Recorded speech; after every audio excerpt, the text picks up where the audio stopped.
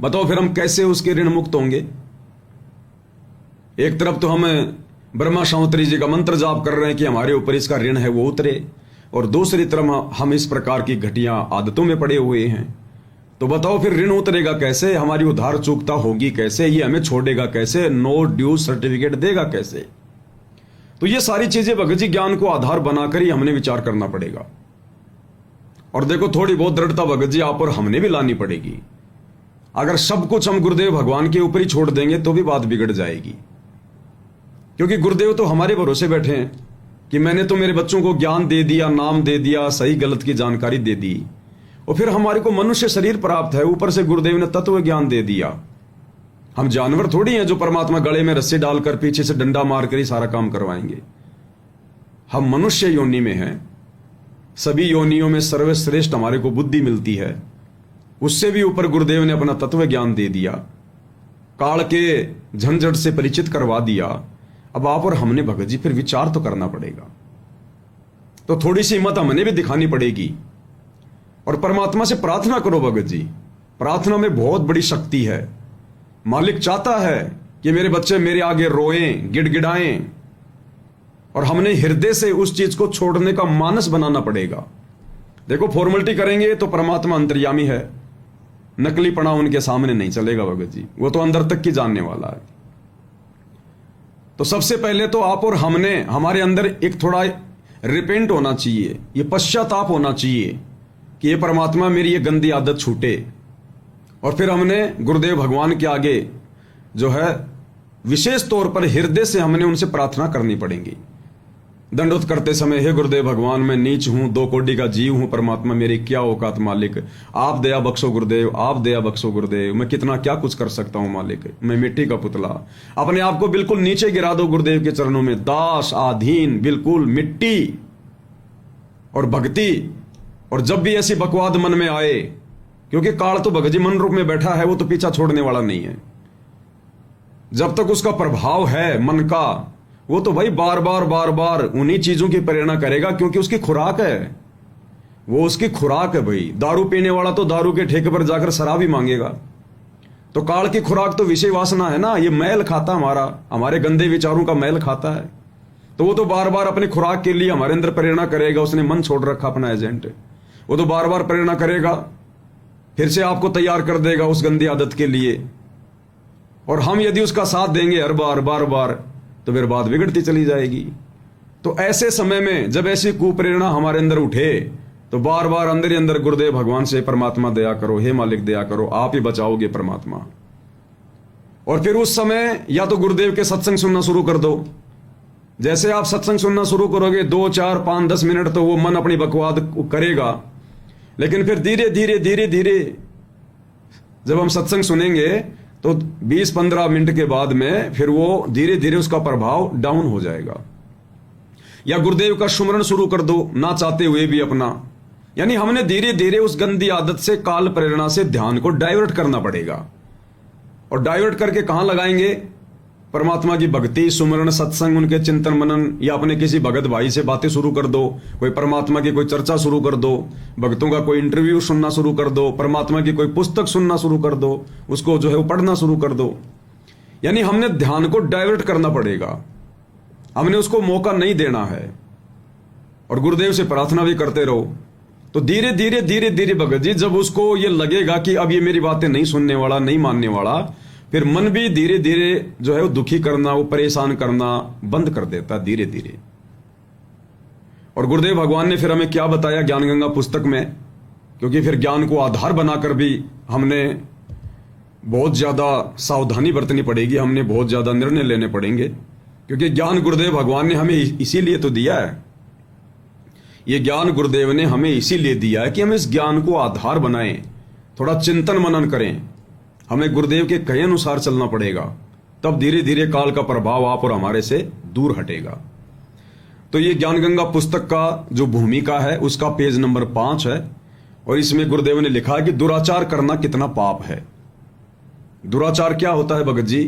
दुराचार होता है व्यर्थ में जो है संभोग करना, व्यर्थ में शारीरिक संबंध बनाना, वो चाहे खुद की पत्नी के साथ हो या चाहे किसी अन्य औरत के साथ में हो, उसको कहते हैं दुराचार। गुरुदेव कह रहे हैं दुराचार करना कितना पाप है। पर द्वारा स्त्री का खोले 70 जन्म अंधा हो डोले। पर द्वारा स्त्री का खोले, यानी अगर आप शादीशुदा हैं या शादीशुदा नहीं हैं और यदि आप किसी गैर औरत के साथ में आपकी शादी हुए बिना, रमेणी हुए बिना यदि आप किसी अन्य औरत के साथ में शारीरिक संबंध बनाते हैं तो भगत जी वो दुराचार की श्रेणी में आता है, व्यभिचार की श्रेणी में आता है। ना उसको परमात्मा मान्यता देता, ना उसको समाज मान्यता देता है। तो कहते हैं ऐसा जो व्यक्ति होता है 70 जन्म वो अंधा हो डोले। लगातार ऐसे व्यक्ति को जो दुराचार करता है, व्यभिचार करता है, उसको लगातार 70 जन्म अंधे के प्राप्त होते हैं। चाहे वो मनुष्य बनकर अंधा हो, चाहे गधा बन के अंधा हो, चाहे कुत्ता बन के अंधा हो, ऐसी उसकी दुर्गति होती है। फिर पूज्य कबीर परमेश्वर जी ने बताया है कि जो व्यक्ति किसी पर स्त्री के साथ दुष्कर्म करता है तो वह 70 जन्म अंधे का जीवन भोगता है। बुद्धिमान व्यक्ति ऐसी आफत कभी मोल नहीं लेता, मूर्ख ही ऐसा कार्य करता है। जैसे आग में हाथ डालने का अर्थ मौत मोल लेना। जैसे कोई व्यक्ति किसी अन्य के खेत में बीज डालता है तो वह महामूर्ख व्यक्ति है। दूसरे के खेत में अपना बहुमूल्य बीज डालना, गुरुदेव ने कहा कि यह कोई बुद्धिमता नहीं है। बीज से एक नई फसल तैयार होती है और बीज को किसान बहुत संभाल के रखता है।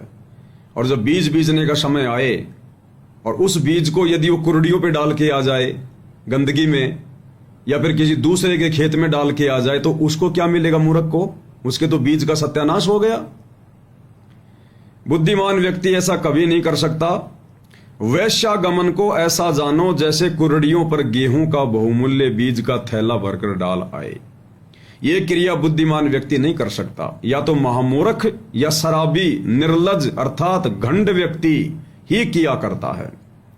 विचारणीय विषय है कि जो पदार्थ शरीर से नाश होते हुए आनंद का अनुभव कराता है, जो पदार्थ यानी हमारे शुक्राणु शारीरिक भोग करते समय या मास्टरबेशन करते समय, हस्त मैथुन करते समय, जो पदार्थ हमारे शरीर से बाहर निकलते समय कुछ क्षण के लिए ऐसे आनंद का जो है वो आनंद प्रदान करता है, आनंद महसूस होता है, वो पदार्थ, वो शुक्राणु यदि हमारे शरीर में रहे तो सोचो भाई और बहनों वो कितना आनंद देगा, कितना लाभ देगा। वो विचारणीय विषय है। जो पदार्थ शरीर से नाश होते हुए आनंद का अनुभव कराता है, यदि वह शरीर में सुरक्षित रखा जाए तो कितना आनंद देगा। और एक समय आएगा भाई और बहनों जब हम गुरुदेव के ज्ञान को आधार बनाकर इस क्रिया से दूर हट जाएंगे तो काल थोड़े बहुत दिन ही हमें दुखी करेगा, परेशान करेगा, या शोपन दोष के माध्यम से हमें जो है वो परेशान करेगा। फिर एक समय ऐसा आ जाएगा परमात्मा उन शुक्राणुओं को, उस पदार्थ को हमारे शरीर में ही रमाना शुरू कर देगा, समाना शुरू कर देगा। और उसके बाद देखना भाई और बहनों, हमारा शरीर फुर्तीला, दीर्घायु, लंबी आयु मिलेगी हमें। हमारे चेहरे पर नूर होगा, तेज होगा, क्योंकि वो सामान्य पदार्थ नहीं होता है। हम जो भी खाते हैं, पीते हैं, वो उसका रस होता है। और जब उसको हम अपने शरीर में रखेंगे, सुरक्षित रखेंगे, और परमेश्वर की इस भक्ति से फिर वो शुक्राणु, वो पदार्थ हमारे शरीर से बाहर नहीं निकलेगा। परमात्मा की फिर अपनी अलग ही व्यवस्था है। परमात्मा फिर उसको शरीर में ही रमाना शुरू कर देंगे। और फिर देखना परमेश्वर जी के आशीर्वाद से हमें भक्ति में इतना आनंद आएगा जितना आनंद हम उस पदार्थ को शरीर से बाहर निकालते समय जूठा लिया करते थे। विचारणीय विषय है कि जो पदार्थ शरीर में से नाश होते हुए आनंद का अनुभव कराता है, यदि वह शरीर में सुरक्षित रखा जाए तो कितना आनंद देगा। दीर्घायु यानी लंबी हमें आयु प्राप्त होगी, स्वस्थ शरीर, कोई रोग नहीं होगा, स्वस्थ मस्तिष्क, सूरवीरता एवं स्फूर्ति प्रदान करता है। कितने फायदे हैं। और छोटी सी गलती के कारण हम लोग कितना बड़ा नुकसान कर रहे हैं। अरे यदि हमारा मस्तिष्क स्वस्थ नहीं होगा, भक्ति क्या हम खाक करेंगे। शरीर हमारा स्वस्थ नहीं होगा, फुर्तीला नहीं होगा, स्फूर्ति नहीं होगी, भक्ति क्या हम खाक करेंगे? और वैसे भी 20 प्रकार की टेंशन बनी रहेगी, काल हमारी बुद्धि पे बैठा रहेगा क्योंकि बार बार हमसे वो गलतियां करवा रहा है। तो गुरुदेव कहते हैं विचारणीय विषय है कि जो पदार्थ शरीर से नाश होते हुए आनंद का अनुभव कराता है, यदि वह शरीर में सुरक्षित रखा जाए तो कितना आनंद देगा। इसलिए भाई और बहनों, गुरुदेव भगवान कहते हैं कि भाई अपने बच्चों को सुसंगति में डालना चाहिए। 3 साल के बच्चे को ही गुरुदेव से उपदेश दिलवा देना चाहिए, परमात्मा से जोड़ देना चाहिए, क्योंकि ये इस प्रकार की जो घटिया आदतें हैं भाई और बहनों, ये हस्त मैथुन की, ये मास्टरबेशन की, या अन्य जो है लड़कियों के प्रति कोई गंदी नजर वगैरह, ये बच्चा बचपन में उसकी जो युवा अवस्था होती है, और आजकल तो भाई और बहनों 8-10 साल के बाद में बच्चा सब कुछ समझने लग जाता है।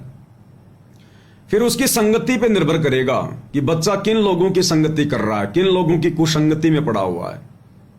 और इसीलिए परमात्मा ने दास को प्रेरणा करके फिर ये मैसेज डलवाया कि भाई अपने बच्चों को 8वीं 10वीं पढ़ाओ, इससे ज्यादा ना पढ़ाओ।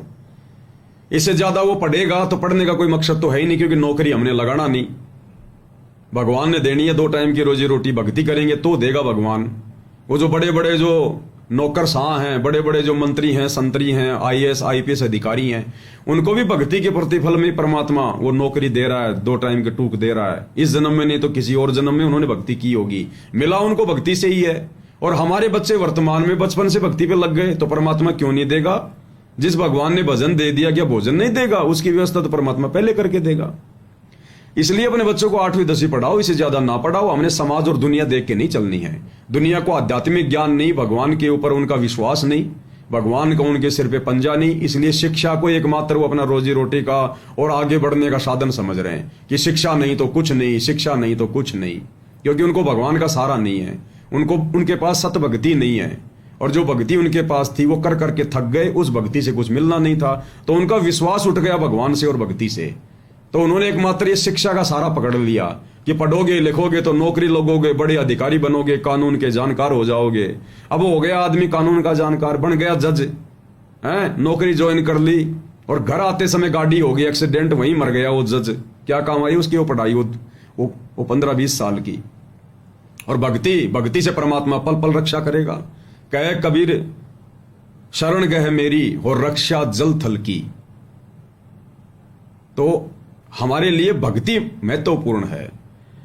तो 8वीं 10वीं अपने बच्चे को पढ़ाओ, और जब तक बच्चा 8वीं 10वीं पढ़ता है हर प्रकार से उसकी देखभाल भी करो। स्कूल में जा जाके सप्ताह में 2 बार या 3 बार निकलते बढ़ते जरूर वहां जाओ, ताकि बच्चे को भी इस बात का भय रहेगा कि मेरे बाप ने मुझे फ्री नहीं छोड़ रखा, मेरा बाप मुझे संभालता रहता है, देखता रहता है। तो बच्चा कुसंगति का शिकार होने से बचेगा। और फिर क्या करेगा बच्चा? फिर आगे चल के जो बच्चा ये सोच रहे कि भाई हम इसको पढ़ाएंगे लिखाएंगे, इसको नौकरी लगाएंगे, फिर वो क्या करेगा? वो 12वीं में जाएगा, वो कॉलेज में जाएगा। भाई उसके बाद वो बच्चा फिर आपके हाथ से निकल जाएगा, फिर उसके नए नए दोस्त हो जाएंगे, और फिर उसको कैसी संगति मिलेगी? उसको उन्हीं लोगों की कुसंगति मिलेगी जो पहले से जो बिगड़े हुए हैं, जिनके घरों में ना भक्ति है, ना भगवान है, ना कोई अच्छे संस्कार हैं। उनकी वही गंदी आदतें, सिगरेट पीना, बीड़ी पीना, जर्दा खाना, फिल्म वगैरह देखने के लिए जाना, लड़कियों पे गंदी नजरें रखना, वो सारे कर्म फिर आपका बच्चा सीखेगा। फिर क्या कर लोगे भाई? फिर तो हाथ से निकल जाएगा। तो हमारे ऊपर तो परमेश्वर का पंजा है, गुरुदेव भगवान का भक्ति का सहारा है। 8वीं 10वीं अपने बच्चे को पढ़ाओ, इससे ज्यादा ना पढ़ाओ, बस केवल अक्षर ज्ञान हो जाए। बच्चे को तीनों समय की आरती पढ़नी आ जाए, गुरुदेव की पुस्तकें पढ़नी आ जाए, गुरुदेव सत्संग सुना रहे हैं, दिखा रहे हैं पुस्तकें, हम देख रहे हैं, समझ रहे हैं, इतना ही पर्याप्त है। बाकी 2 टाइम की रोटी ये भगवान देगा, जो पूरी दुनिया को दे रहा है, तीनों लोकों में प्रवेश करके जो सबका धारण पोषण कर रहा है। तो दूसरा क्या होता है भगत जी? ये जो घटिया आदतें होती है मास्टरबेशन जैसी, ये कुसंगति का नतीजा होता है, कुसंगति का नतीजा। और आजकल सबसे बड़ी कुसंगति, आपको बाहर भी जाने की जरूरत नहीं है कुसंगति करने के लिए, गंदी आदतें सीखने के लिए। आजकल इस काल बली ने सबके हाथ में मोबाइल दे दिए, सबके हाथ में। अच्छी वस्तु गंदी वस्तु आपकी जेब में है, जब मर्जी उसमें गंदी वस्तु देखकर अपना धर्म कर्म नष्ट कर लो और भगवान के सत्संग सुन के अपने अच्छे कर्म बना लो। तो अब ये गुरुदेव भगवान ने भी ज्यादा हमारे को पाबंदी नहीं दी है, सबके हाथों में मोबाइल दे दिए, परमात्मा ने विज्ञान को शिखर पे पहुंचा दिया। लेकिन साथ में गुरुदेव ने हमें सत्संग भी दिए हैं, ज्ञान भी दिया है। तो बच्चे तो हमारे नादान हैं, ना समझ हैं, इसलिए आप और हम भगत भाई बहनों की जिम्मेदारी बनती है अपने बच्चों को भक्ति पर लगाएं, भक्ति से संबंधित उनको बातें बताएं और अपने बच्चों की हरकतों पर भी नजर रखें कि बच्चा कहीं कुसंगति का शिकार तो नहीं है, कहीं गलत रास्ते तो नहीं चल रहा है। आप बच्चों पर भी ध्यान रखें। बच्चा स्कूल जाता है, कॉलेज जाता है। अब कॉलेज जाने वाला बच्चा तो देखो फिर आपकी बातें मानेगा नहीं, लेकिन जो बच्चा स्कूल में जा रहा 8वीं 10वीं में, उनको मोबाइल देने की जरूरत नहीं है। उन बच्चों को स्कूल में मोबाइल लेकर मत जाने दीजिएगा। वो आते जाते समय यही करेगा, लड़कियों के नंबर ले लेगा, लड़कों को नंबर देगा, दुनिया भर की बातें करेगा और काल सिर पे बैठा है। और भक्तों के बच्चों को तो फिर काल ज्यादा बिगाड़ने का प्रयास करेगा। तो बच्चों पे भी नजर रखो, स्कूल में जाते रहो सप्ताह में 1 बार 2 बार, ताकि बच्चे को थोड़ा डर रहे, थोड़ा भय रहे। तो भगत जी, इन गंदी आदतों से हटने के लिए सबसे पहले गुरुदेव के ज्ञान को आधार बनाना पड़ेगा। आप और हमें ये मनुष्य जन्म क्यों मिला है, हमने इस बात को समझना पड़ेगा। और हमारे गुरुदेव भगवान सतलोक के राजा क्यों हिसार जेल में बैठे हैं 12 साल से, असहनीय कष्ट क्यों भोग रहे हैं, 2 साल तक रोहतक की जेल में क्यों रहे, सिर्फ आप और हमें भगत बनाने के लिए, इन गंदी आदतों से हमें छुटकारा दिलाने के लिए, हमें इस काल के लोक से बाहर निकालने के लिए। तो हमने अपने गुरुदेव के मकसद को भी समझना पड़ेगा। हमने अपने गुरुदेव के उस मकसद को भी समझना पड़ेगा कि गुरुदेव भगवान किसके लिए दुख उठा रहे हैं, क्यों इतने संकट झेल रहे हैं, 12 साल से क्यों जेल में है मेरे पिता, हमारे लिए, हमारी आत्मा के कल्याण के लिए। तो फिर हमारी भी कुछ जिम्मेदारी बनती है भगत जी, हमने भी थोड़ा विचार करना पड़ेगा। फिर अगर हम गुरु से उपदेश लेकर काल की चाल में फंसते रहेंगे, काल की जो प्रेरणा है वो काल का आदेश होता है। सतगुरु का आदेश है भक्ति करना, नियमों में रहना, अच्छे कर्म करना, और काल की जो प्रेरणा होती है वो होती है काल का आदेश।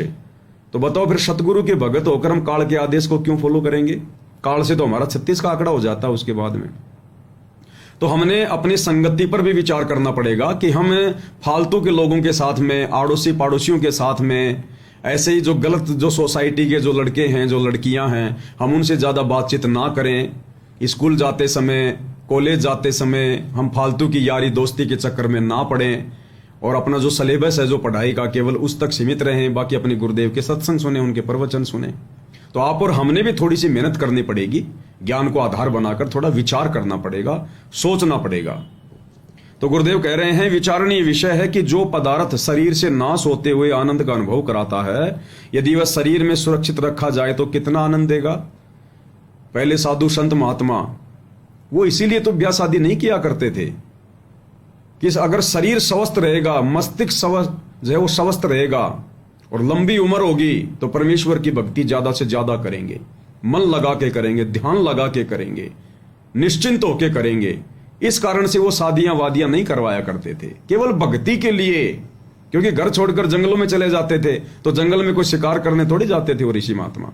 केवल भक्ति के लिए उन्होंने इतनी कुर्बानियां दी, इतनी कुर्बानियां।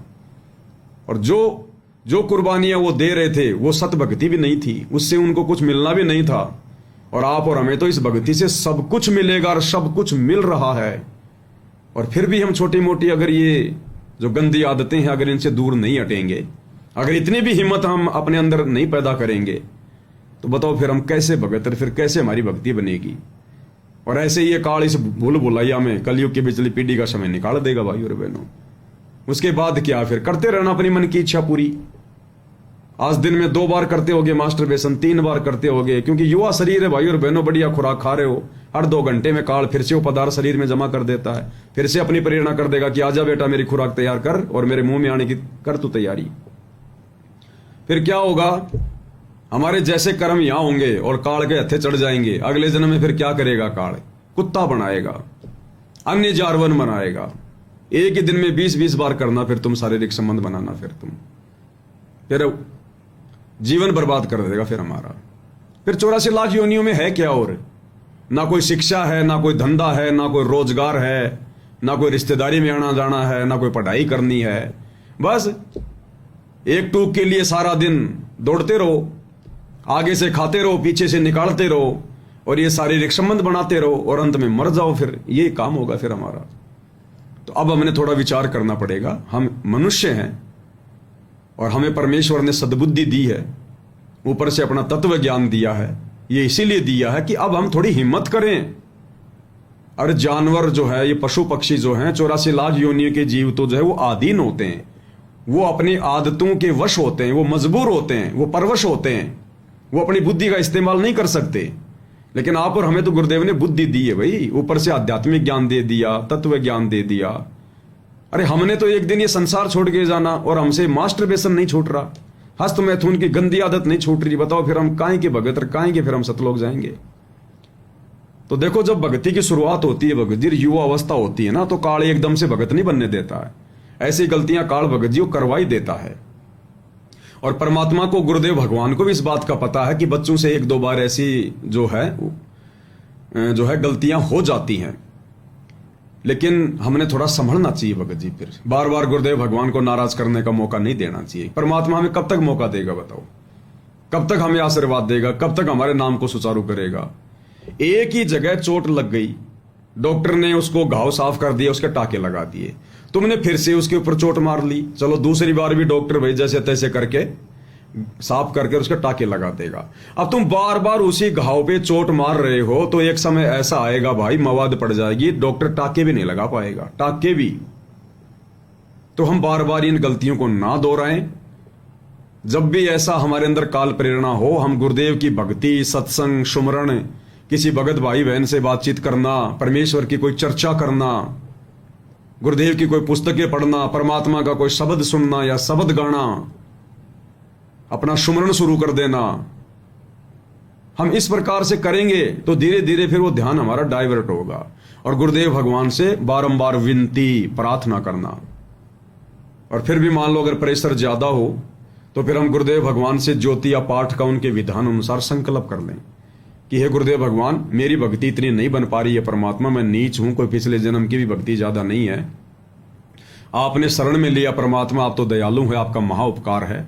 ये परमेश्वर, ये दास आपके चरणों में ज्योति हवन का संकल्प करता है या फिर पाठ प्रकाश का संकल्प करता है। परमात्मा दास को सद्बुद्धि दो मालिक, मेरे विषय विकारों के ऊपर कंट्रोल करो परमात्मा, मुझे काल के जाल से बाहर निकालो परमात्मा। तो इस प्रकार से भी हम गुरुदेव भगवान से अर्ज कर सकते हैं, थोड़ा ज्योति हवन का संकल्प करके या पाठ का संकल्प करके, ताकि उसके प्रतिफल में, क्योंकि देते को हरि देते है जहां तहां से आण, तो परमेश्वर फिर दया हमारे ऊपर दया बख्शेंगे। तो गुरुदेव कह रहे हैं, विचारणीय विषय है कि जो पदार्थ शरीर से नाश होते हुए आनंद का अनुभव कराता है, यदि वह शरीर में सुरक्षित रखा जाए तो कितना आनंद देगा। दीर्घायु यानी लंबी उम्र, स्वस्थ शरीर, स्वस्थ मस्तिष्क, सूरवीरता तथा स्फूर्ति प्रदान करता है। जिस पदार्थ से अनमोल बच्चा प्राप्त होता है, उसका नाश करना बच्चे की हत्या करने तुल्य है।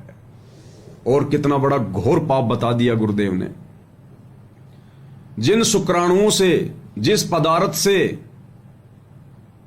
और एक बच्चा पैदा होता है, उस पदार्थ को व्यभिचार करके, दुराचार करके, अनावश्यक भोग विलास करके या मास्टरबेशन करके अगर हम शरीर से बाहर निकाल रहे हैं, तो एक बच्चे की हत्या के बराबर हमें पाप लग रहा है।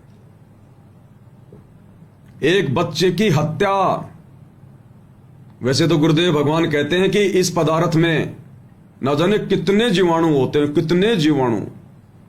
1 मिलीग्राम खून के अंदर लाखों और करोड़ों जीव होते हैं। आजकल तो साइंस भी ये प्रूव कर चुकी है।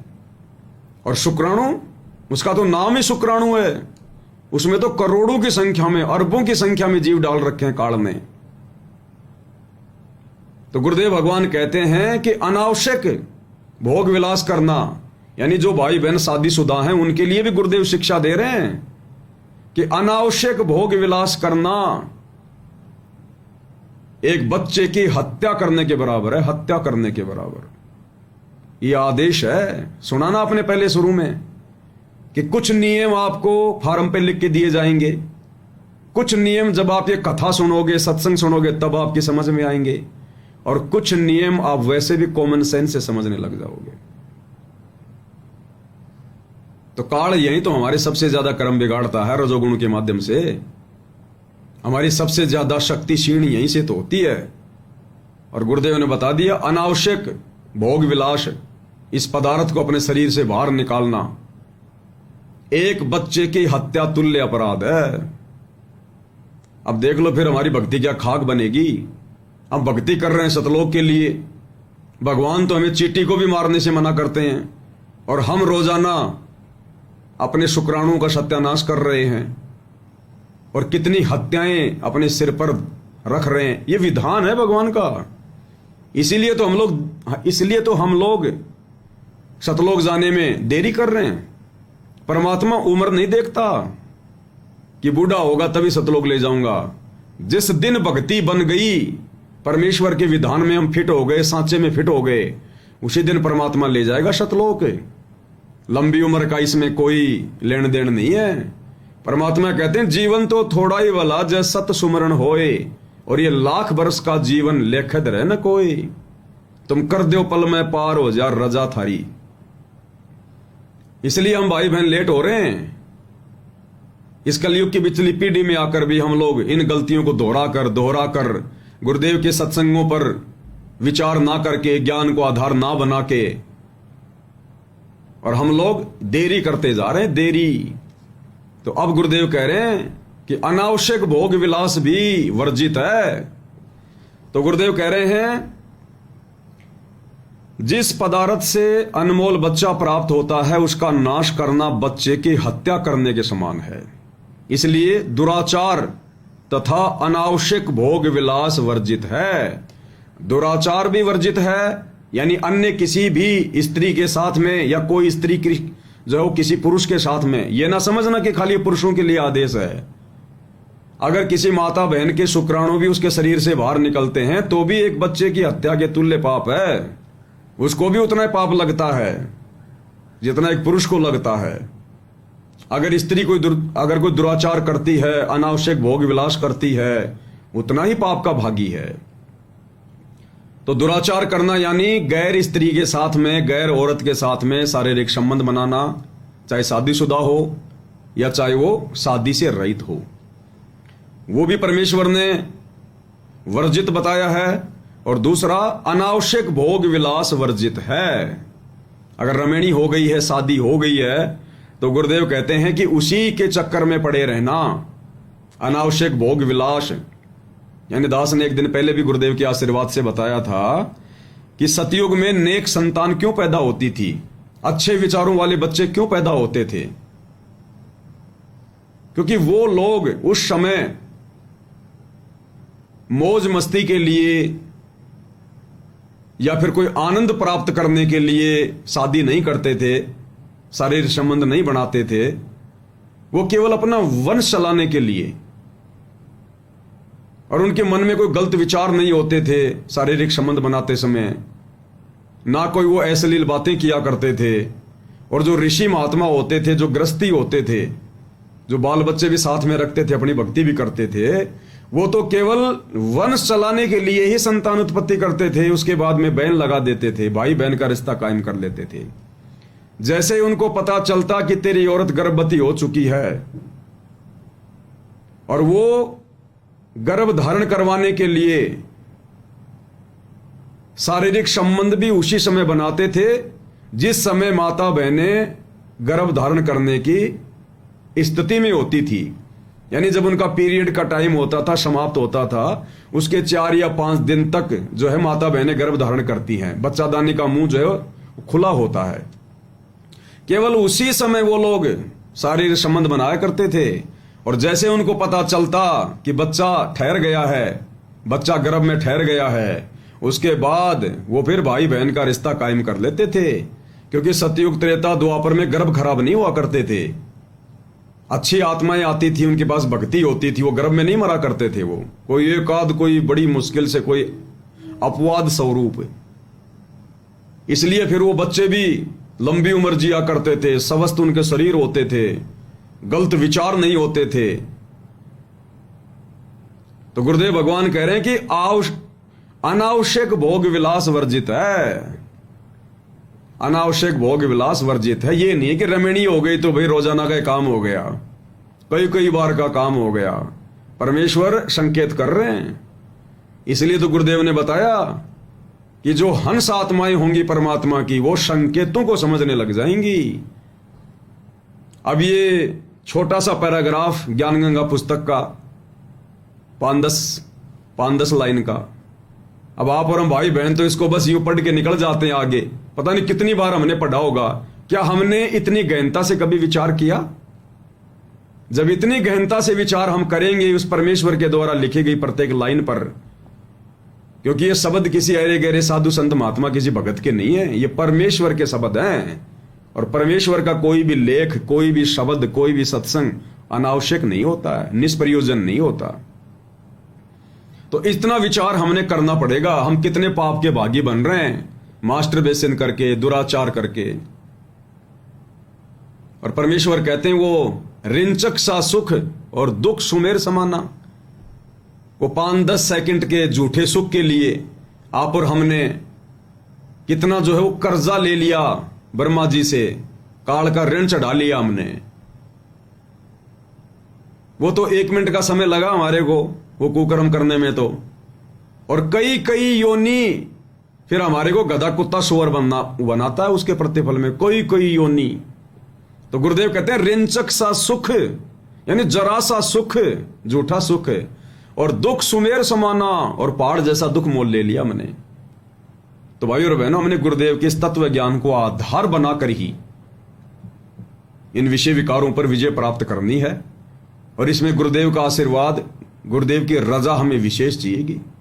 उनकी रजा के बिना, उनकी मेहर के बिना, उनके ग्रेस मार्ग के बिना कुछ भी संभव नहीं है। अकेला ज्ञान ही हमें सहारा नहीं देगा। ज्ञान तो हमें जानकारी देगा सही और गलत की, और उस सही मार्ग पर चलने के लिए हमें जो शक्ति मिलेगी वो फिर भक्ति से मिलेगी। तो हमने ज्ञान और उसके बाद गुरुदेव की भक्ति हमने बिल्कुल जी जान लगा के करनी पड़ेगी। भक्ति की शक्ति से फिर हमारा मन डटेगा, इस मन पे कंट्रोल होगा। अब गुरुदेव तो आत्मा को मजबूत करना चाहते हैं, आत्मा की खुराक खिला के। आत्मा की क्या खुराक है? गुरुदेव के सत्संग, सुमरण करना, 5 यज्ञ करना, परमेश्वर की महिमा करना, यह है आत्मा की खुराक है। और बाकी जो बकवादे हैं हम सब जानते हैं, यह है मन की खुराक है। तो हम तो मन को बराबर तैयार कर रहे हैं इन गंदी आदतों में पड़कर, अनावश्यक भोग विलास के चक्कर में पड़कर। तो बताओ फिर बेचारी आत्मा क्या करेगी? आत्मा तो पहले से बेचारी मूर्छित पड़ी हुई है। इन्हीं विषय विकारों के दबाव में आकर आत्मा तो पहले से बेचारी बेहोश है। इस आत्मा की बेहोशी को हटाने के लिए तो गुरुदेव ने भक्ति दी हमारे को। अब हम होश में लाने के इंजेक्शन भी लगा रहे हैं, भक्ति भी कर रहे हैं, और उधर से बेहोशी की दवा भी खा रहे हैं, यानी वो कुकर्म भी कर रहे हैं। तो बताओ फिर क्या होगा? फिर हमारा 2 नाव की सवारी हो गई है। तो 2 नाव की सवारी करने वाला कभी पहुंचता अपनी मंजिल पर? कभी नहीं पहुंचता। इसलिए दास की प्रार्थना है किशन भाई से, ये शायद अभी नए नए जुड़े हैं साध संगति से, इन्होंने शायद ये शंका समाधान के नंबर देखकर फोन किया है, जो परमेश्वर ने रविवार से शुरू करवाया है 9 से 12 शंका समाधान का प्रोग्राम ऑनलाइन। ये नंबर देखकर इन्होंने फोन किया है। अब ये नए नए जुड़े हैं और कहीं से कोई समाधान इनको मिल नहीं रहा था, क्योंकि ये बातें भाई और बहनों ये कोऑर्डिनेटर नहीं बताएंगे आपको। ये कोऑर्डिनेटर तो खुद इस गंदी आदतों में पड़े हुए हैं। ये कोऑर्डिनेटर तो खुद मास्टरबेशन करते हैं, खुद ये भाई और हस्त मैथुन करते हैं, अपनी गुरु बहनों पे गंदी नजर रखते हैं। ये खुद विषय वासनाओं के चक्कर में पड़े हैं। सारे तो नहीं, लेकिन ज्यादातर, क्योंकि इनकी बुद्धि पे काल बैठा है, और काल प्रेरित आदमी कभी भी कोई भी घटिया हरकत कर सकता है। और ये तो गुरुदेव भी क्लियर कर चुके हैं भाई और बहनों, इसमें कोई हाथ कंगन को आरसी क्या, पढ़े लिखे को फारसी क्या। इन कोऑर्डिनेटरों की, इन आश्रम वालों की गंदी और घटिया हरकतों को तो गुरुदेव भी हिसार जेल से विशेष संदेश में कई बार बोल चुके हैं कि अपनी गुरु बहनों के ऊपर गंदी नजर करते हैं, उनके साथ में अश्लील हरकतें करते हैं, शर्म आनी चाहिए, डूब के मर जाओ। तो ये बातें इन आश्रमों में नहीं मिलेंगी भाई और बहनों आप लोगों को। आश्रमों में तो काल की खुराक है, काल की खुराक है। वहां सत्संगतियां नहीं है, कोई ज्ञान चर्चा नहीं है। तो अब इस भाई से मेरी प्रार्थना है, मेरी विनती है, गुरुदेव ने जो भी दास से बुलवाया उस आधार से आपने दृढ़ होना पड़ेगा। और यदि आपने इन चीजों से छुटकारा प्राप्त करना है तो गुरुजी को प्रसन्न करना पड़ेगा। और गुरुजी को प्रसन्न करने के लिए भाई सबसे पहले तो आपसे जो भी गलतियां हो गई हैं आज से पहले, जितनी बार भी आपने इस गंदी हरकत के चलते गुरुदेव को नाराज किया है, आप गुरुदेव भगवान से हृदय से दंडवत करके क्षमा याचना मांगे और आगे से परमात्मा के लिए जो है वो परमात्मा जी से हिम्मत मांगे और कोई ज्योति वगैरह का गुरुदेव के विधान अनुसार संकल्प कर लें इस गंदी आदत से छुटकारा प्राप्त करने के लिए।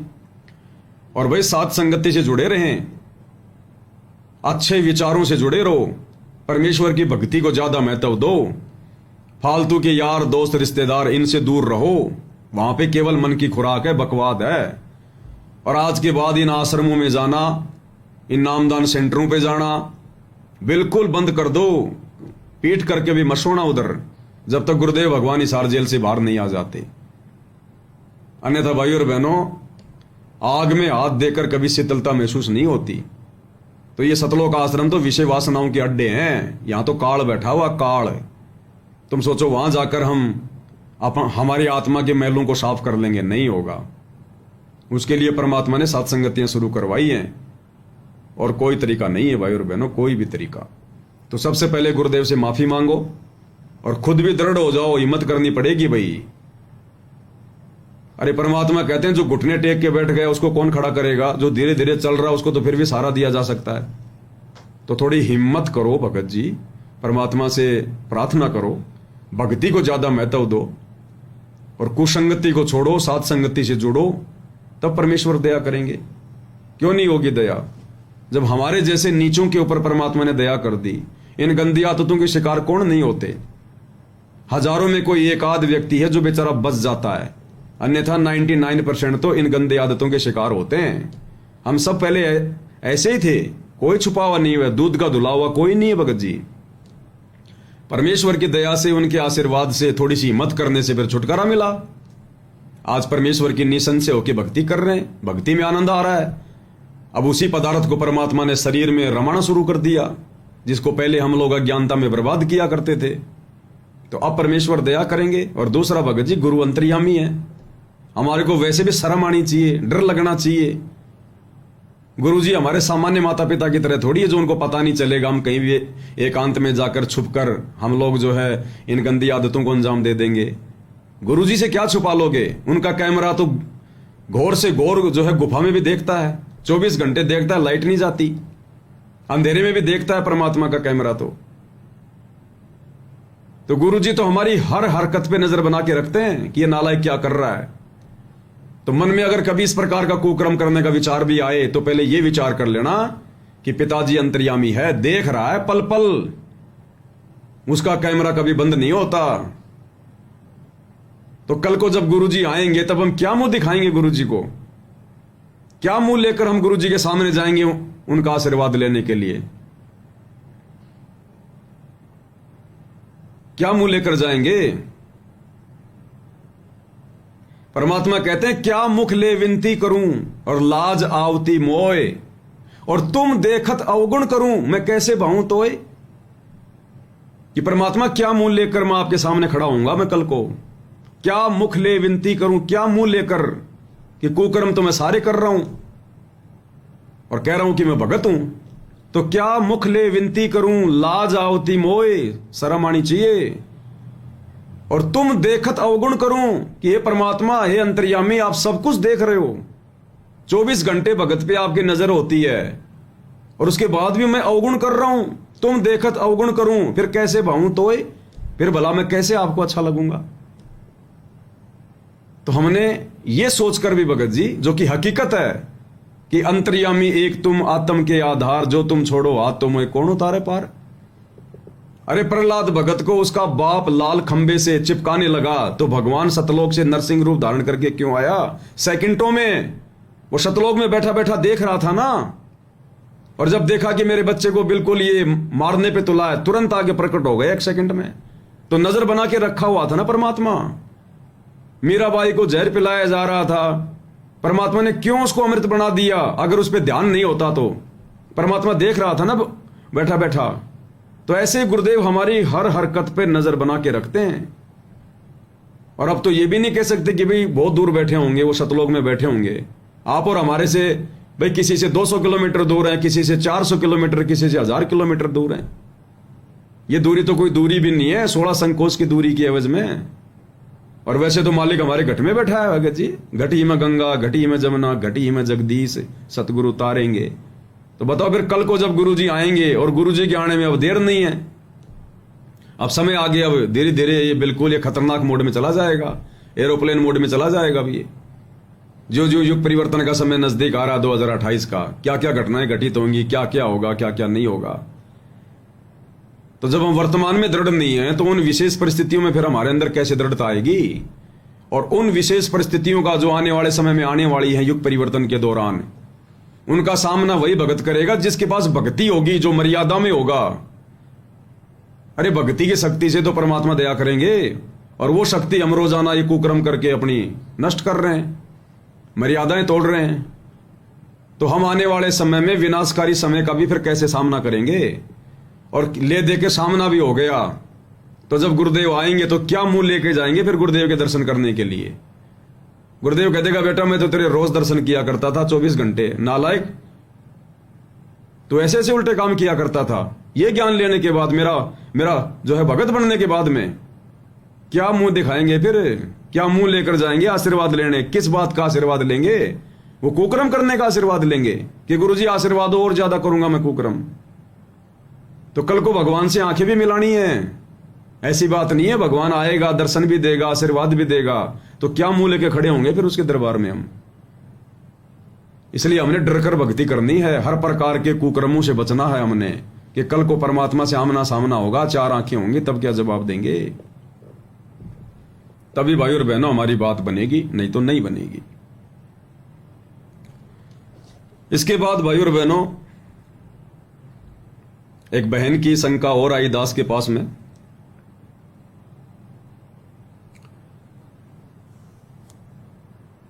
भगत जी, सतसाहिब भगत जी, मुझसे पाप हो गया, मुझे कोई मन ही मन में अच्छा लगने लगा, पर मैं ये जानती हूं कि ये सब गलत है भगत जी। मैं ये सब छोड़ के सिर्फ भक्ति करना चाहती हूं, पर अब ध्यान में दोबारा भक्ति कर सकती हूं क्या? मैं क्या करूं? दोबारा संकल्प करूं? मेरी शंका का समाधान करें। वैसे तो बहन जी देखो, परमात्मा ने उस किशन भाई की शंका के समाधान में सब कुछ क्लियर करवा दिया है। वो भी गलती पे है, आप भी गलती पे ही हो।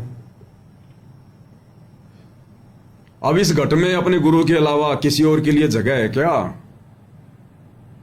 हम नित्य नियम करते समय तो बड़ा सीना चौड़ा करके बोलते हैं, सतगुरु सुंदर रूप अपारा, सतगुरु तीन लोक से न्यारा, कि मेरे गुरु जी के अलावा कोई सुंदर नहीं है, कोई मेरे मन को भाने वाला नहीं है।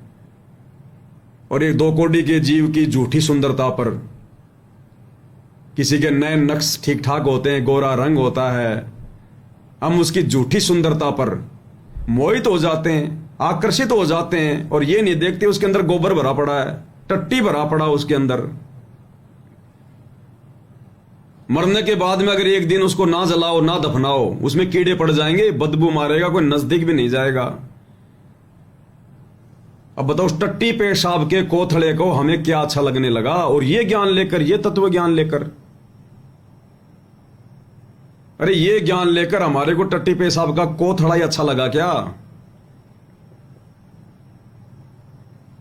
और फिर भी अगर लग रहा है तो बहन जी मन की खुराक ज्यादा है, आत्मा डाउन है, आत्मा बेचारी अभी बेहोश है। आत्मा बेहोश क्यों है? क्योंकि फिर आप भक्ति नहीं कर रही ढंग से। संकल्प ले लिया तो इसका मतलब ये नहीं कि हमारी भक्ति नहीं बनेगी, कि भक्ति तो मैं सुमरण करूंगा तभी बनेगी। अरे गुरुदेव ने कहा कि ध्यान से सत्संग सुनना भी सुमरण करने में आता है। सुमरण करने का मतलब क्या है? अपने भगवान का चिंतन करना। और सत्संग सुनने का मतलब क्या है? भगवान की रह रह के याद आना, ध्यान से सुनना। तो ध्यान से गुरुदेव का सत्संग सुनना भी सुमरण करने में आता है, सुमरण करने में। तो अभी काल की खुराक ज्यादा है बहन जी, अभी काल की खुराक ज्यादा है, इसलिए मन को मौका मिल गया, इसलिए मन को मौका मिल रहा है। तो वही बातें हैं जो परमात्मा ने पहले उस भाई की शंका समाधान में बुलवाई है, कि भक्ति को ज्यादा महत्व देना पड़ेगा। परमात्मा से ज्यादा हमारे को कनेक्शन में रहना पड़ेगा, सत्संग ज्यादा सुनो, और उस परमेश्वर के हृदय में समाने के बाद कोई और अच्छा लग रहा है तो ये फिर हमारी कमजोरी है, अभी कमजोरी। और ये कमजोरी अगर सतलोक जाने से 1 घंटे पहले, 2 घंटे पहले, 1 महीने पहले अगर हमारे हृदय में आ गई तो क्या होगा फिर? क्योंकि परमात्मा तो चेक करेगा रह के। परमात्मा बहुत प्रकार से हमारे को झटके देगा। हम ऐसे नहीं जा सकते, हम बड़े ढीठ हैं। इस परमात्मा का बेटर एक्सपीरियंस है, अनंत युग हो गए इस परमात्मा को। आप और हम तो भूल जाते हैं कि हम कभी भगवान की शरण में थे, लेकिन जिस भगवान ने हमें फिर से शरण में लिया है तो वो तो जानता है ना हम कितनी बार उसकी शरण में आए, कितनी बार कलयुग की पिछली पीढ़ी में आए, कितनी बार मर्यादा तोड़ के भाग गए अपने बाप से हाथ छुटा के। तो बाप का तो बेटर एक्सपीरियंस है। तो परमात्मा झटके देगा भगत को। यह भगत की परीक्षा भी होती है। परमात्मा जानबूझ के भी भगत की प्रेरणा कर देता है, किसी दूसरे में आस्था लगा के, कि देखे भगत ज्ञान आधार से क्या निर्णय लेता है, क्या विचार करेगा। यह प्रेरणा आज मैं करके इसकी परीक्षा ले रहा हूं, और यही प्रेरणा अगर कल को काल ने कर दी तो फिर क्या करेगा भगत? तो गुरु प्रेरणा करके परीक्षा लेगा तो गुरु संभाल भी लेगा। अगर डगमग भी हो गए तो गुरु माफ कर देगा, संभाल लेगा, क्योंकि गुरु हमारी परीक्षा ले रहा था। और कल को फाइनल परीक्षा हो गई अगर काल के द्वारा, तो काल नहीं संभालेगा, फिर काल तो फिर फंसाएगा। तो ये हम सबकी परमात्मा इस प्रकार की ये प्रेरणा ये करके परमात्मा हमारी परीक्षा भी लेता है। तो ऐसी स्थिति में जब हमारे मन में ज्ञान विरुद्ध कोई बातें आए, काल हमसे बकवाद करवाने का प्रयास करें, काल की बकवाद कोई मन में आवे, तो उस समय हमने गुरु जी के ज्ञान को आधार बनाकर निर्णय करना है। और एक सत्संग में गुरुदेव भगवान ने बताया कि जहां आशा तां बासा होई, मन कर्म वचन सुमरियो सोई। तो परमेश्वर जानबूझकर भी हमारी अंदर की हलचलों को चेक करेगा कि अभी इस भगत की काललोक की किसी चीज में, किसी वस्तु में, घर में, उसके परिवार में, बाल बच्चों में कोई आस्था तो नहीं है। तो परमेश्वर भी चेक करता है। तो ऐसी स्थिति में ज्ञान को आधार बनाना पड़ेगा, गुरुदेव के सत्संगों को आधार बनाना पड़ेगा कि किस में आस्था करूं। यहां पर क्या मांगू कुछ स्थिर ना रहाई, देखत नैन चलिया जग जाई, 1 लख पूत 1.25 लाख नाती, उस रावण के दीवाना बाती। तो क्या करें गुरुदेव भगवान, एक बार उन्हीं के मुख कमल से सुन लो। इस प्रकार की जो प्रेरणाएं होती है ना, हर प्रेरणा को काल प्रेरणा मत समझना। हालांकि हमें पता नहीं चलता, लेकिन परमात्मा भगत की आस्था को चेक करता है, धीरे धीरे चोट मारता है, चेक करता है कि भगत तैयार हो रहा कि नहीं हो रहा। तो क्या कह रहे हैं गुरुदेव भगवान? प्रथम परमात्मा को और सेकंड मौत को। फिर ना तो बुराई कर सकते, ना चोरी कर सकते, ना ठगी कर सकते, ना बदमाशी कर सकते, ना 2 नंबर का काम कर सकते। कितना आसान तरीका बता दिया गुरुदेव ने कि 2 चीजों को हमेशा ध्यान रखो। प्रथम तो परमात्मा को कि पल पल देख रहा है, और कल को उसी परमात्मा के दरबार में जाके खड़ा होना होगा। और दूसरा मौत कि यहां से जाना भी है मेरे को, मरना भी है, सदा नहीं रहूंगा। ये बकवादे सदा नहीं रहेंगी। ये थोड़ा सा समय परमात्मा की भक्ति के लिए मिला ये मनुष्य जन्म। मौत भूल गया बावड़े तूने अचरज किया कौन, और ये तन माटी में मिलेगा। परमेश्वर की वाणी है ना कि जैसे नमक को आटे में मिला दिया जाता है, उसी प्रकार से इन 5 इन तत्वों में यह शरीर फिर से मिल जाएगा।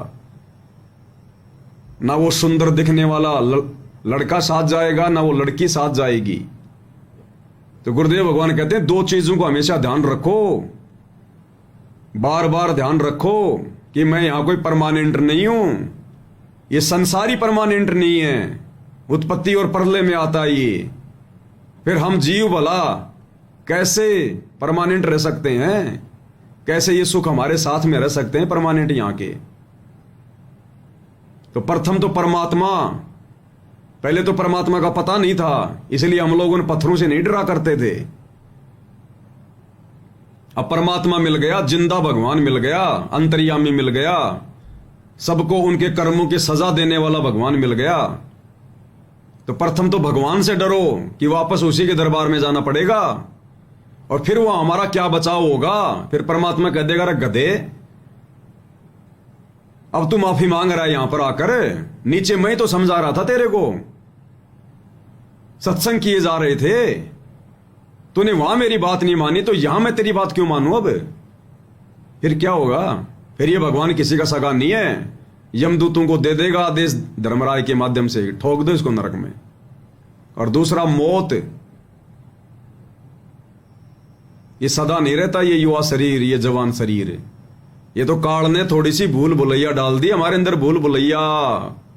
ये 15-20 साल के लिए इस शरीर को गोल मटोल करके, मोटा ताजा करके, केवल भूल भुलैया डाल रखी है इस शरीर से विषय वासना पैदा करवाने के लिए। दास आपको एक वाकया बताता है भाई और बहनों,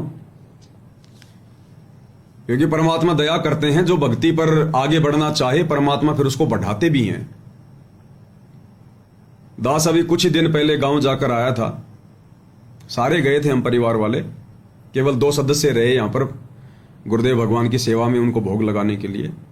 तो सुबह गए, शाम को हम आ गए, अपना खाना वाना खा के गए थे, साथ में अपना लेकर गए थे सब कुछ। तो हमारी कोई दादी जी थी हमारे परिवार में, काका ताऊ में, वो लगभग 90 साल से ऊपर की है। अब तो वो खत्म हो गई है, क्योंकि हम जब गए थे मिलने उसके दूसरे दिन समाचार आया कि वो शरीर छोड़ गई। तो हम तो नहीं गए उसके बाद में, बार बार क्या जाना, जब हम जाके आ गए पहले, अब जाएंगे हम उसको कुछ जीवित थोड़ी कर देंगे, वो तो फिर एक परंपरा हो गई। तो एक दिन पहले हम जाके आ गए थे, दूसरे दिन वो खत्म हो गई, फिर हम गए नहीं दोबारा। क्या मतलब, हमने दुनिया वालों की तरह थोड़ी देखना कि नहीं जाएंगे तो समाज क्या कहेगा, रिश्तेदार क्या कहेंगे। तो जब मैं छोटा सा था, 8-10 साल का, उस समय उसकी उम्र लगभग 45 या 40 साल के 50 साल के आसपास होगी। और हमारे पूरे गांव में उसके जितनी गोरी और उसके जितनी सुंदर दूसरी औरत नहीं थी, बिल्कुल हट्टी कट्टी थी। पीहर में तो उसको धोड़ी कहा करते थे, धोड़ी जो गोरी होती उसको धोड़ी कहा करते थे। तो हमारी दादी, हम लोग देखा करते थे बचपन में, इतनी सुंदर, इतनी गोरी, इतनी हट्टी कट्टी, और बिना भक्ति के, बिना राम नाम के, क्योंकि परमात्मा कहते हैं ये शरीर है, ये तो जरा और मरण, ये सबसे बड़े दुश्मन हैं इस व्यक्ति के, जरा और मरण, बुढ़ापा और मौत भक्तिहीन प्राणी के लिए कहर है, कहर। मौत तो एक बार आ जाए, बुढ़ापे में रोज मरना पड़ता है, दुख उठाने पड़ते हैं। तो हम वहां गए तो उसकी हालत बिल्कुल खराब, बिल्कुल लकड़ी की तरह सूख गई, लकड़ी की तरह, जो बिल्कुल गोल मटोल हट्टी कट्टी, शरीर के सारे अंग जो है उभरे हुए। अब याद आती है वो बातें भाई और बहनों, ये काल हमें क्यों मूर्ख बनाता है जवानी के समय में। वो जवानी के पीरियड में 15-20 साल तक ये काल हमें क्यों मूर्ख बनाता है, गोल मटोल शरीर देके, सुंदर शरीर देके, चेहरे पर नूर देके। अब वो खटिया में पड़ी, अब क्या करें बेचारे, बेटा बेटी भी कितनी क्या सेवा करें, 24 घंटे तो पास रहा नहीं जाता, वो भी अपना काम धंधा करेंगे। बिल्कुल खाट पे पड़ी लकड़ी, और उसके हाथ के अगर यूं हाथ लगा दो तो खाल उतर जाए, खून निकल रहा है, क्योंकि शरीर में जान नहीं। बिल्कुल सिंगल, मुंह से बोला नहीं जा रहा,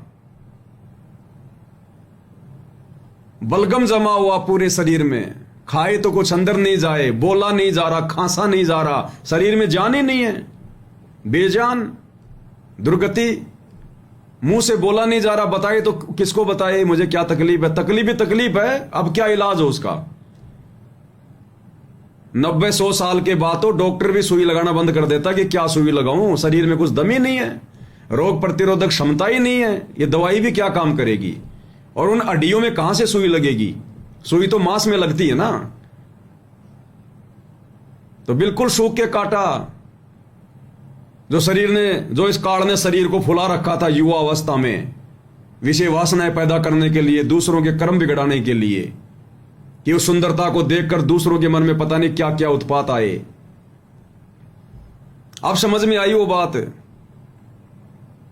तो किसी को पहचान नहीं रही थी वो हमको। आंखें तो खुली थी, आंखों में गीट जमा, पानी आ रहा, दिखाई कुछ दे नहीं रहा, ना पहचान रही किसी को, दिमाग बिल्कुल शून्य। अब वो अपने पेट की तरफ यूं कर रही थी इशारा। तो दास तो समझ गया भैया इसके पेट में दर्द है, तकलीफ है, बुढ़ापा है, अब क्या होगा, अब कुछ नहीं है। अगर समय रहते राम का नाम ले लेते तो कुछ बन जाता। मैंने कहा भी था उनके बेटे को, उसके बेटे की बहू को एक बार कि भाई इसको नाम दिलवा दो। जब वो ठीक ठाक थी, 1-2 साल पहले एक बार दास गया था, तो थोड़ा वो ठीक ठाक थी, तो उन्होंने मना कर दिया कि नहीं नहीं, हमारे से ये नियम वगैरह नहीं निभाए जाते। तो बोले कोई बात नहीं, जबरदस्ती का काम भी नहीं है। तो एक तो उसने घाघरा पहन रखा, कमर बिल्कुल यूं पिचक गई,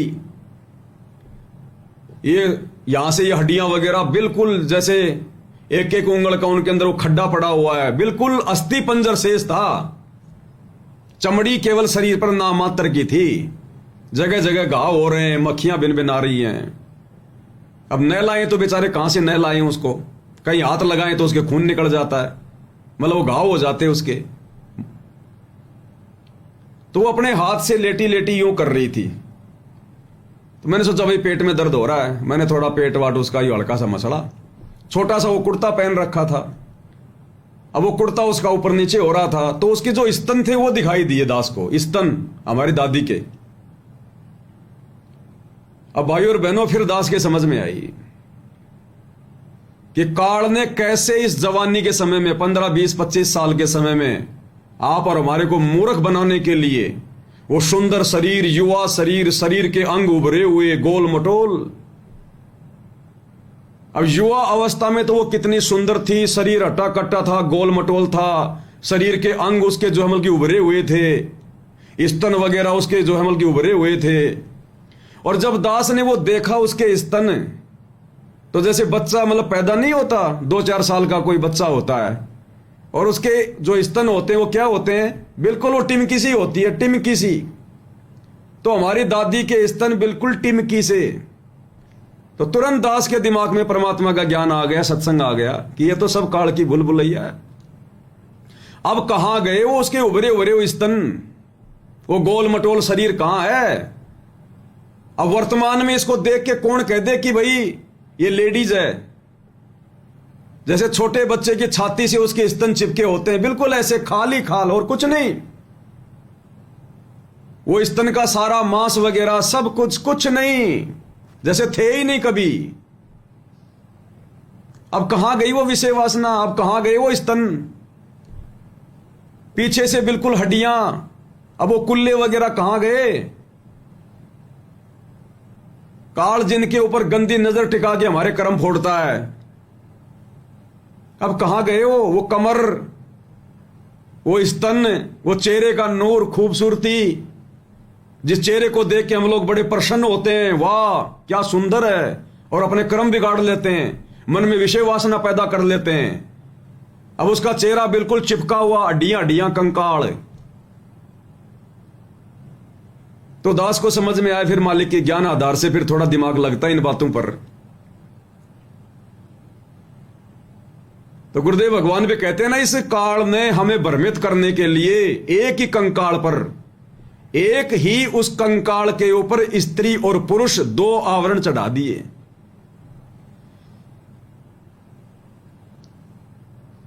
अरे वो कंकाल ही तो है, उस कंकाल के ऊपर हमारे को भ्रमित करने के लिए ये अंग दे दिए। किसी को स्त्री इंद्री लगा दी, किसी के उसने पुरुष इंद्री लगा दी, स्त्री को यौवन दे दिया, सुंदरता दे दी, अंग उसके उभरे हुए दे दिए, आप और हमारे को कर्म बिगड़वाने के लिए। अगर कोई कंकाल हो, उस कंकाल को देख के कोई कह सकता है क्या ये किसी स्त्री का कंकाल है या किसी पुरुष का कंकाल है, क्योंकि उस कंकाल के ना कोई स्त्री इंद्रिय होती, ना कोई पुरुष इंद्रिय होती, ना कोई स्तन होते। कंकाल तो कंकाल ही होता है, हड्डियों का ढांचा होता है। उस कंकाल के ऊपर इस काल ने 2 आवरण चढ़ा दिए, एक स्त्री का और एक पुरुष का। आप और हमसे अपनी खुराक तैयार करवाने के लिए, हमारे कर्म बिगाड़ने के लिए, हमारी सोच को डगमग करने के लिए। और जब हम उस तत्व ज्ञान की नजर से देखेंगे, दृष्टि से देखेंगे, तब पता चलेगा हमें उन बातों का। और अंत में फिर वो कंकाली हो जाता है।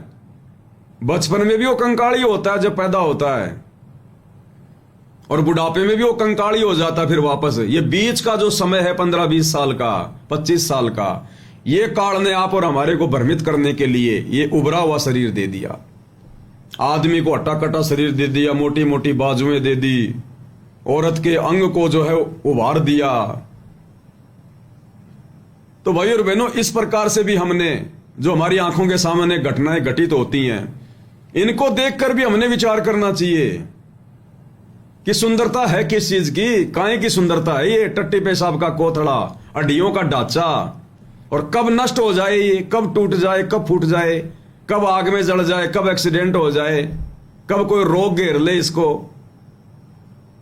फिर उसके नजदीक भी जाने का मन नहीं करता जो पहले इतना खूबसूरत लग रहा था। तो इस आधार से भी हमने थोड़ा विचार करना पड़ेगा। बताओ फिर हमें कौन सुंदर लगेगा? किसके ऊपर हमारा मन आएगा? वो टट्टी पेशाब के ऊपर हमारा मन आएगा क्या?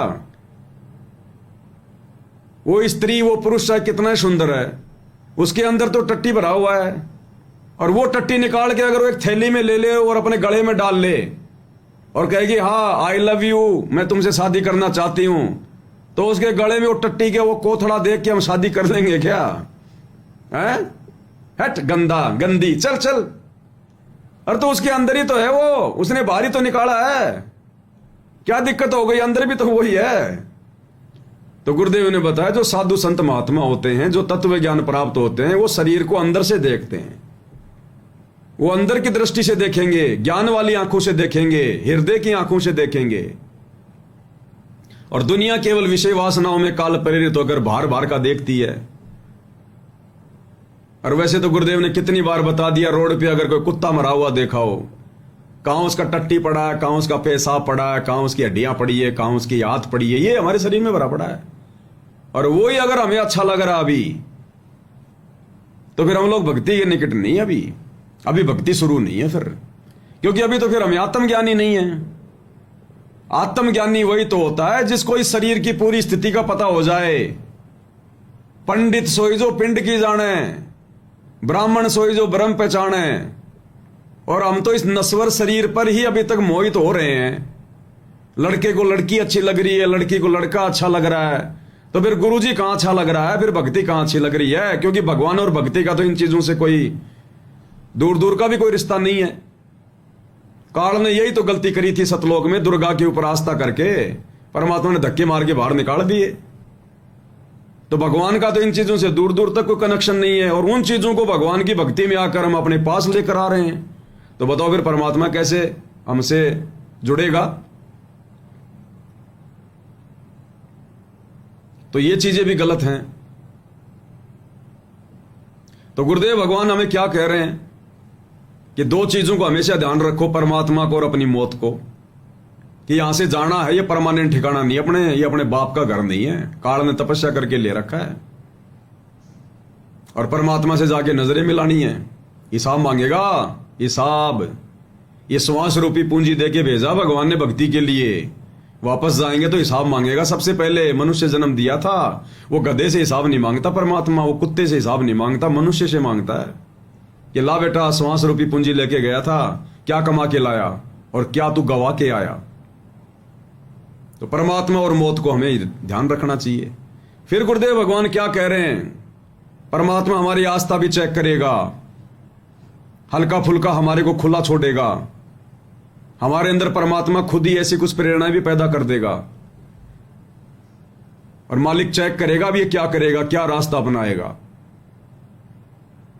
तो ये सोचकर भी हमने सावधान रहना चाहिए, डर के रहना चाहिए, क्योंकि हमें तो पता ही नहीं ना कि ये प्रेरणा काल की या फिर हमारे परमात्मा की है। काल की हुई और हम यदि उसके हत्थे चढ़ गए तो बहुत बुरी बनेगी। और अगर परमात्मा की प्रेरणा है और यदि हम उस परीक्षा में पास नहीं हुए तो परमात्मा नाराज हो गया, तो दोनों तरफ से नुकसान है। तो क्या कह रहे हैं गुरुदेव भगवान, अंत समय में परमात्मा हमारी आस्था भी चेक करेगा। प्रथम परमात्मा को और सेकंड मौत को। फिर ना तो बुराई कर सकते, ना चोरी कर सकते, ना ठगी कर सकते, ना बदमाशी कर सकते, ना 2 नंबर का काम कर सकते। कि जाना दिखेगा आपने फिर तो यहां तो से तो आपने जाना ही पड़ेगा। और यदि आपकी श्रद्धा सच्ची लो उस सतलोक में जान की लगी, इस ज्ञान के आधार से आपकी आस्था या किसी परिवार जन्म में या किसी धन में नहीं रहनी चाहिए। जब आप यहां से चलन के योग्य होंगे और ये रहकर आपकी परीक्षाएं भी होंगी, आपके ऊपर कोई ऐसी आपत्ति ऐसा आएगा सत्संग में, फिर आप देखेंगे कि मेरी वृत्ति बेटे में है कि बेटी में, पोते में है क्या पोती में, कोठी में या कार में। आप जी ने अपने उस जाल को स्वयं काटने की चेष्टा करनी है कि तो जुल्म हो गया, मेरा तो बीच में आस्था है। गुरुदेव कह रहे हैं अंत समय में तुम्हारे साथ में ऐसी परिस्थितियां पैदा होंगी, तुम्हें अपनी वास्तविक स्थिति से परिचित भी करवाया जाएगा कि अभी तेरी आस्था कहां है, तू कितना कमजोर है।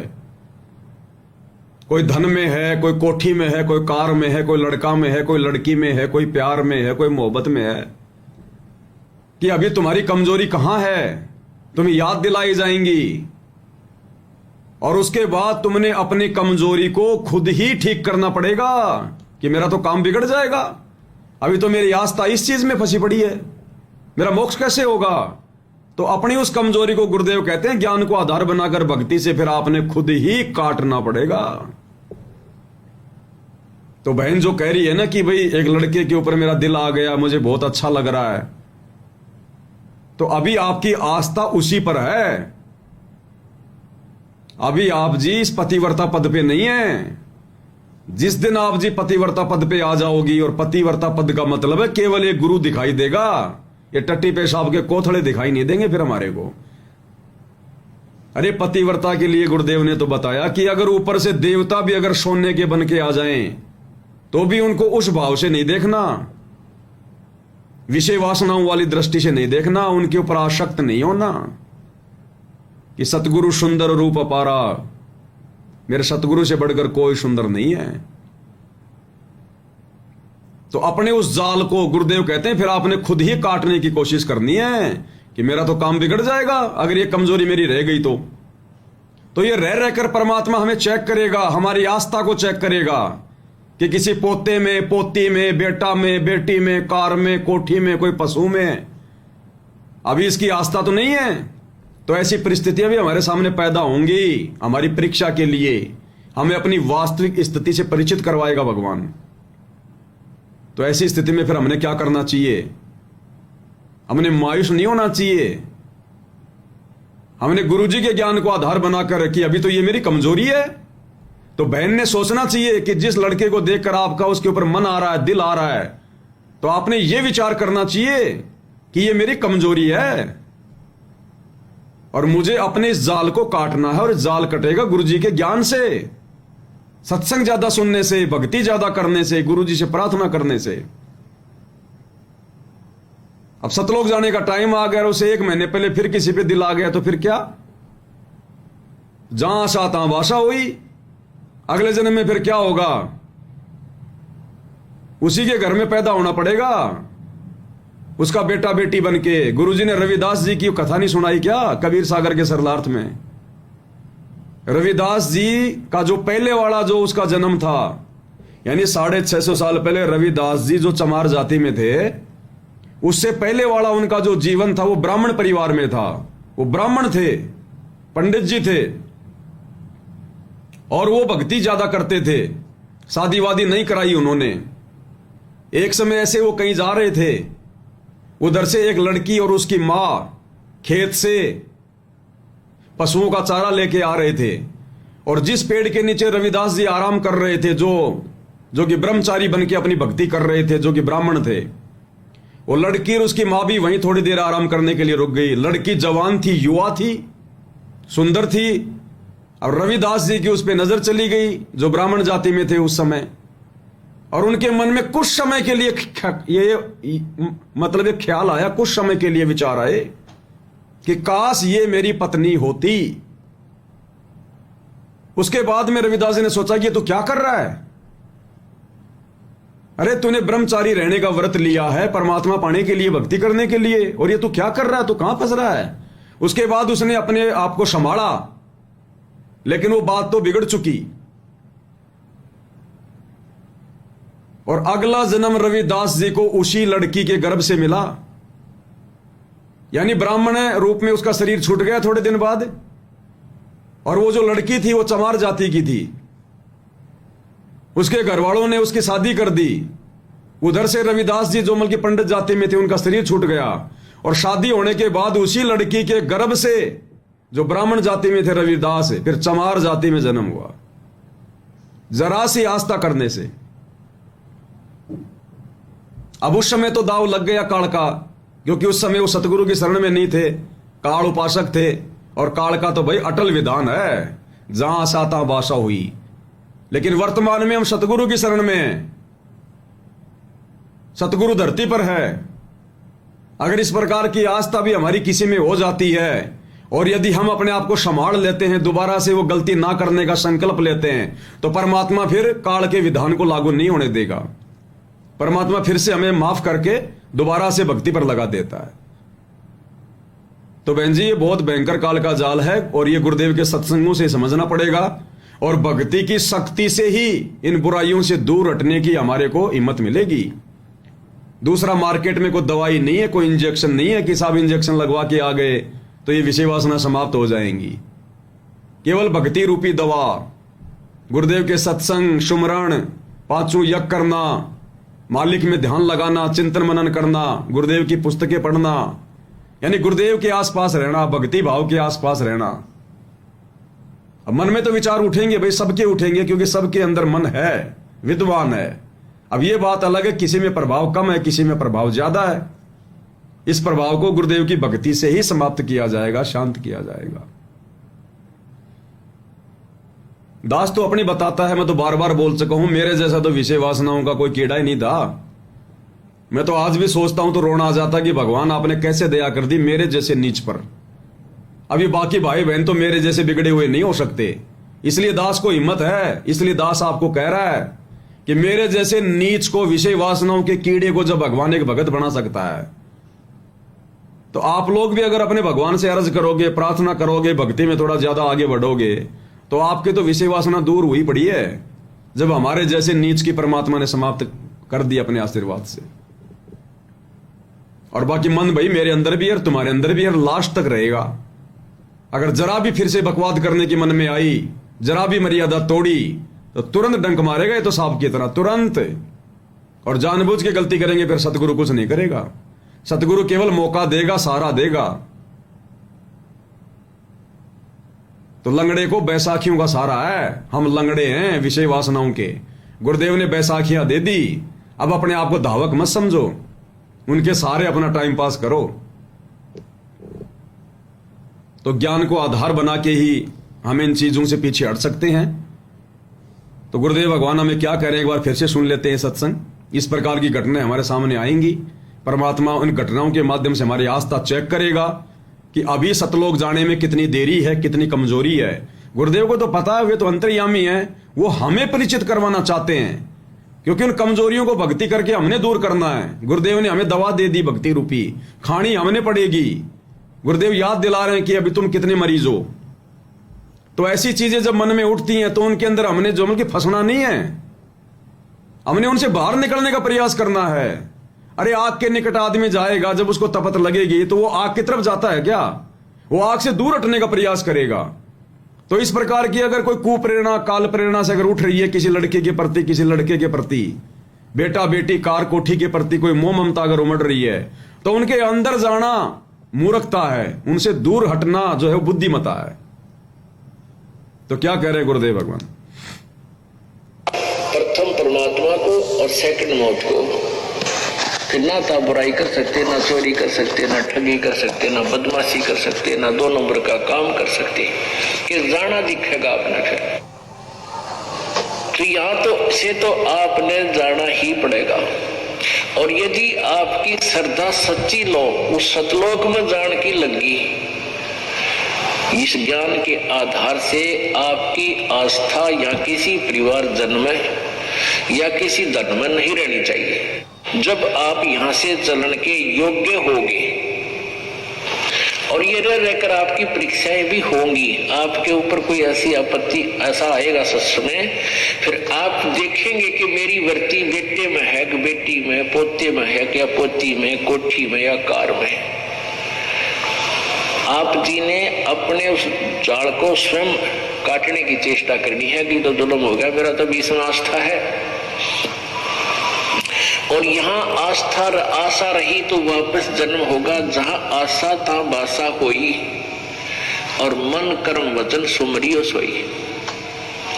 आपकी यहाँ किसी भी चीज में आशा रहेगी, आस्था रहेगी, तो वापस आप जी को आना पड़ेगा।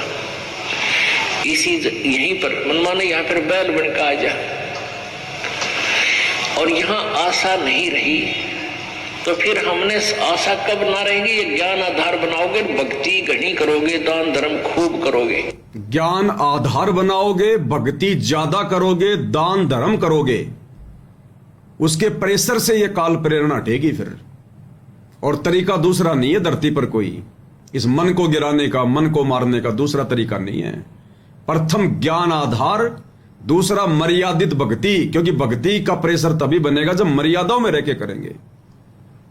मटके में ऊपर से पानी डाल रहे हैं, उसमें पानी तभी रुकेगा जब मटके में छेद नहीं होगा।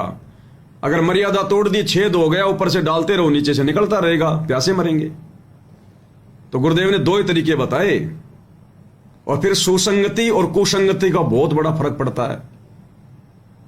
आपको गुरु जी की भक्ति मिल गई और साथ में अगर आपको साध संगति नहीं मिली, साध संगति यानी आपको यदि अच्छे भक्तों की संगति नहीं मिली, तो भी धीरे धीरे फिर काल का प्रभाव आपके ऊपर होगा।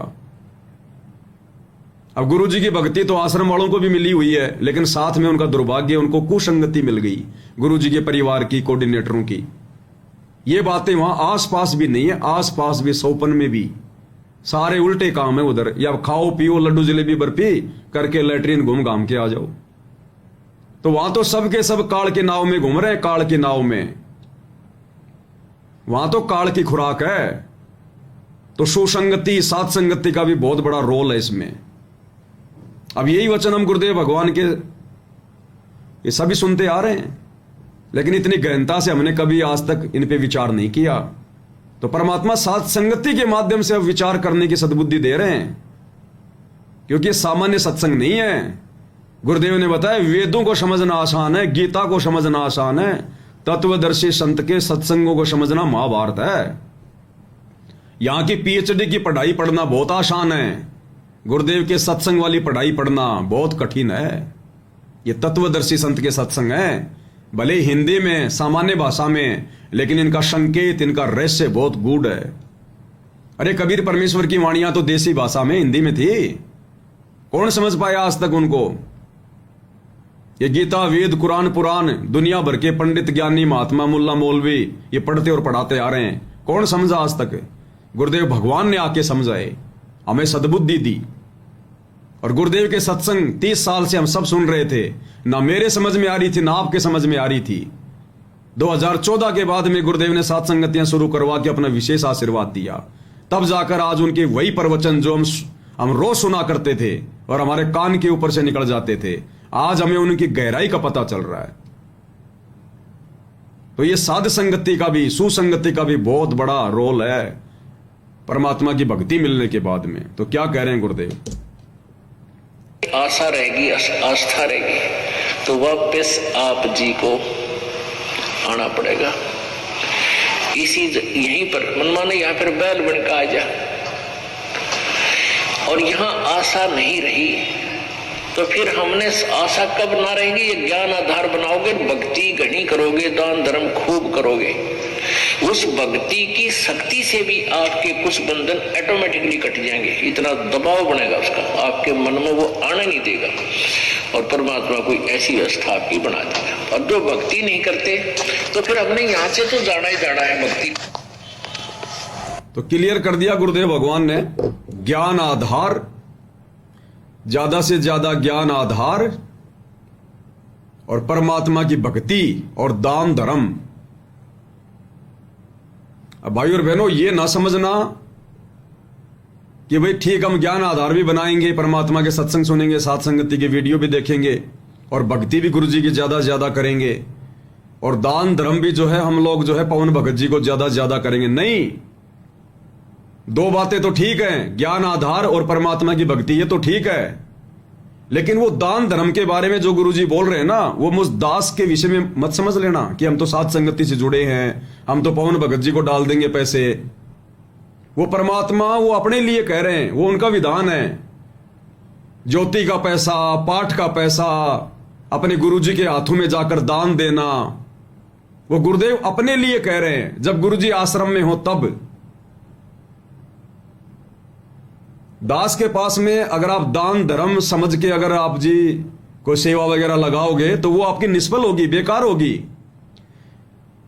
यहां अलग बात है कि छोटी मोटी कोई सेवा परमात्मा की होती है, उनमें आप भाई बहन अपना सामर्थ्य अनुसार जो भी आप मदद करते हैं, वो एक चीज अलग है। लेकिन दान समझकर या ज्योति या पाठ समझ के अगर आप मुझ दास को सहयोग करोगे तो वो आपका निष्फल होगा।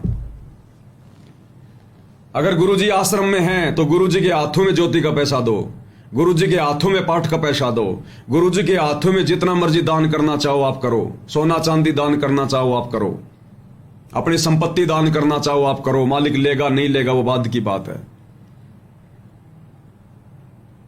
10वें अंश का पैसा अपने गुरुजी